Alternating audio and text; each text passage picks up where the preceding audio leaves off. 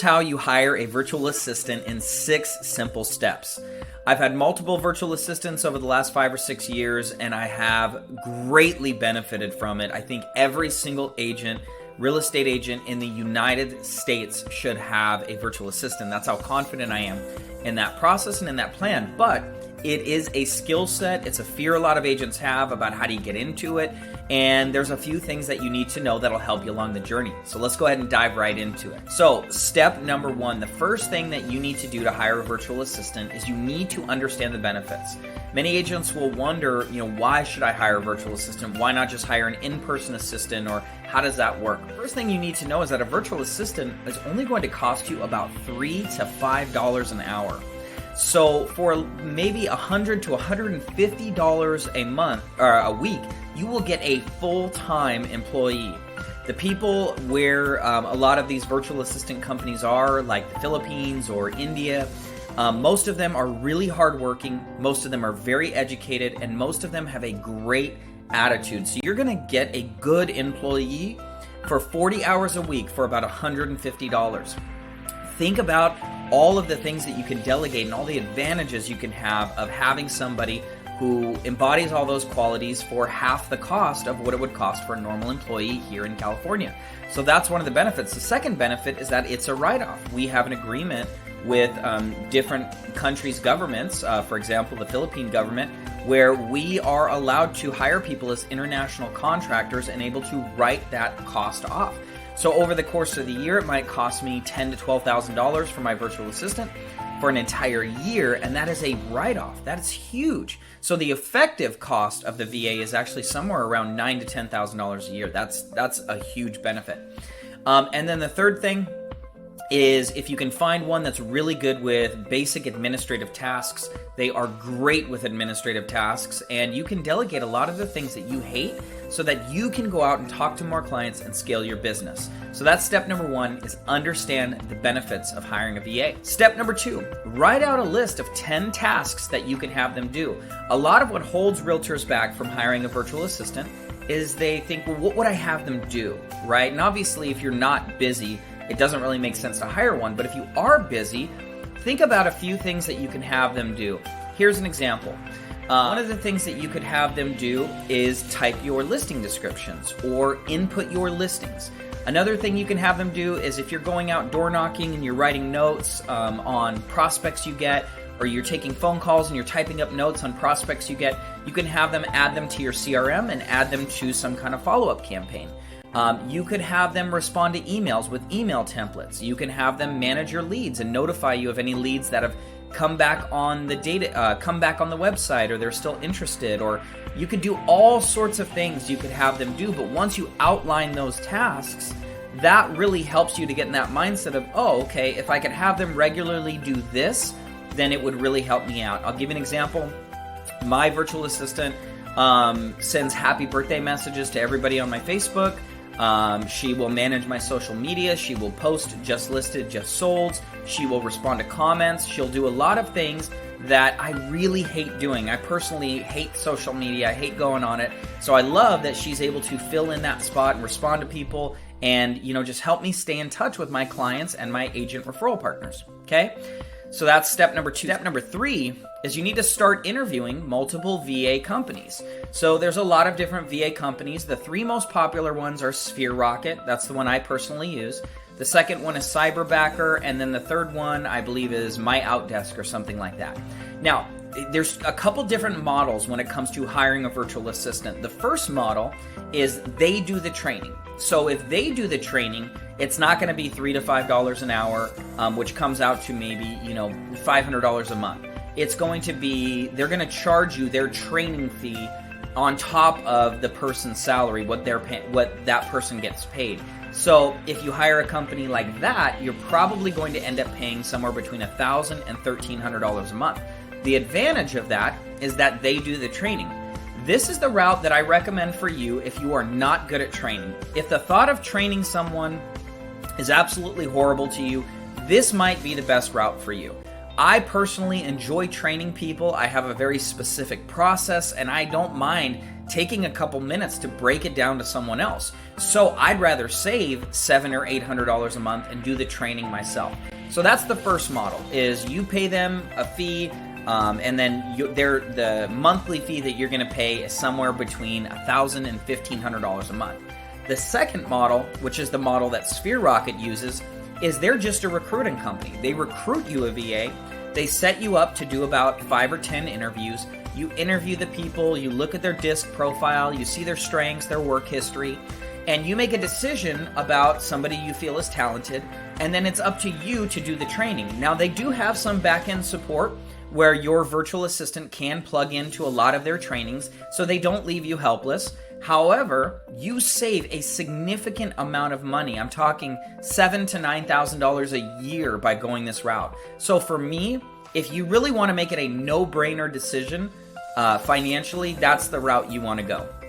Okay, so interview multiple VA companies. Those are the top 3 that I think most people would be aware of if they're looking into that space. Okay. Step number 4, create a simple onboarding process. A lot of real estate agents don't really know how to operate a business, manage employees, and really bring people in the right way. The way you onboard your virtual assistant is going to determine how long they stay, how happy they are, and how much trouble they cause you. If you can really bring them in the right way, you're going to have a good experience, they're going to have a good experience. So how do you create a simple onboarding process? All you do is you outline every technology that you need them to have access to. There's a system called LastPass where you can share these technologies without sharing your password. I might talk about that in another video. But you outline the technologies that they're going to be involved in. You know, the MLS, Zip Forms, DocuSign, anything that you need them to have access to, and you're going to outline them in that. Then you're going to outline 5 to 10 activities that you feel you could easily delegate to them that are really causing you the most stress. You want to immediately think about what are the things causing me the most stress. I'll give you an example. For myself, getting showings, feedback from the showings on my listings is a stressful activity. Why? Because I don't like chasing agents, and they don't like to answer their phone, so I don't want to chase them. So now, that was one of the first tasks I outlined, and I told my assistant, let's make a spreadsheet. My virtual assistant, here's what you're going to call, here's what you're going to say, here's the text message you're going to send to them if they don't answer, and here's the email you're going to send if they don't respond to that. So I've had her take over that process, and guess what? That freed me up 2 to 3 hours a week. In just one simple task, I was freed from stress and freed from time 2 to 3 hours a week. So that's how you're going to onboard them, is you're going to think through the technologies, you're going to think through the tasks, and then you're going to basically have a plan of each day you're going to cover 1 or 2 of those tasks and train them on that. The third thing you're going to want to train them on in your onboarding process is your philosophy and your way of doing business. You want to explain to them, here's my mission, or here's what I'm seeking out to accomplish, here's my passion, here's the things I'm good at, here's the things that I think you could help out with, and this is how I like to run my business, this is how I like to talk to my clients, so that they get an understanding of where this ship is going that they're about to get onto, and what the vision is and what the passion is. If you don't really have a lot of clarity around that, number 1, it might be a good idea to get clarity on that, but number 2, just talk about it, a general idea for where you want to go. Hey, I'd like to scale to 20, 30, 40, 100 sales, wherever you want to go. Explain that vision to them. Okay. Step number 5, commit to training them. Okay. Put it on your calendar as a daily activity of when you're going to train them. Now, you might be thinking, well, I don't have time to train them, but let me tell you something. Sometimes you have to slow down to speed up. Okay. If I told you, hey, I've got this technology that is going to really save you a lot of time and energy, but you're going to have to learn it for about a week. You're going to have to devote 6 hours of the next week to learning this technology, but it's going to save you 100 hours in the next 2 months. Don't you think that's kind of a no-brainer decision? So that's the way you have to look at it. You're not spending time, you're investing time, because for every hour you invest in training, if the person is good and you're good at training, you're going to get 5 to 10 hours back, and that is a great return on investment. Okay, so commit to training them. And how do you train them? It's really simple. You pick a topic or you pick a technology. You tell them, here's the purpose of the technology. Here is the main functions it has. And here's the part that you're going to spend most of your time doing. And here's when you have questions, here's the links you use to go to for help or to watch video tutorials, okay? Super simple. Then you want to record that training session so they can go back to refer to it later. You can use Zoom, or I prefer the company Loom. Great screen recording technology that documents a lot of your trainings. Okay, so now you've committed to training them. Let's talk about step number 6. You're going to meet 2 to 3 times a week to inspect what you expect. Again, a big challenge for real estate agents is if I'm going to hire a virtual assistant, I'm scared that, that person's going to mess up on something. Well, first of all, trust is built over time, okay? So you're not going to give them the keys to your database, or you're not going to give them the keys to, your favorite past clients until you've really understood, can you trust this person? So inspect what you expect. Hey, we're going to meet Monday, Wednesday, and Friday at 11 a.m. We're going to go through your task list. We're going to review everything's going, and we're going to see if you're checking the box on everything that you're supposed to be doing. Here's how you do that. You need to have a collaborative system you use. I use a technology called Asana. Asana is a way to build out checklists and processes and collaborate with other people within them. So I'll have their daily checklist, their weekly checklist, and then the one-off activities they need to do that are not part of their regular activities. Then I'll meet with my virtual assistant a couple times a week, and we'll go through, have you done the daily checklist? Have you done the weekly checklist? Do you have any questions? What are some other tasks I can send your way? That's a really simple way to manage that process and dynamic. So, 6 ways on how to hire a virtual assistant. You need to understand the benefits. You need to write out a list of 10 things they can do. You need to interview a few companies to get to know the industry. You need to create a simple onboarding process. You need to commit to training them. And lastly, you need to meet 2 to 3 times a week to inspect what you expect. Again, I use the company Sphere Rocket.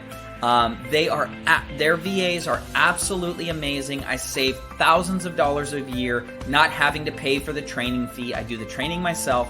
And if anybody's interested in looking into that, there's a link in the description if you're watching this on YouTube, and you can see a video and all the value that they have for you. So thank you so much for watching this. I hope you have a great day, and I will see you on the next video.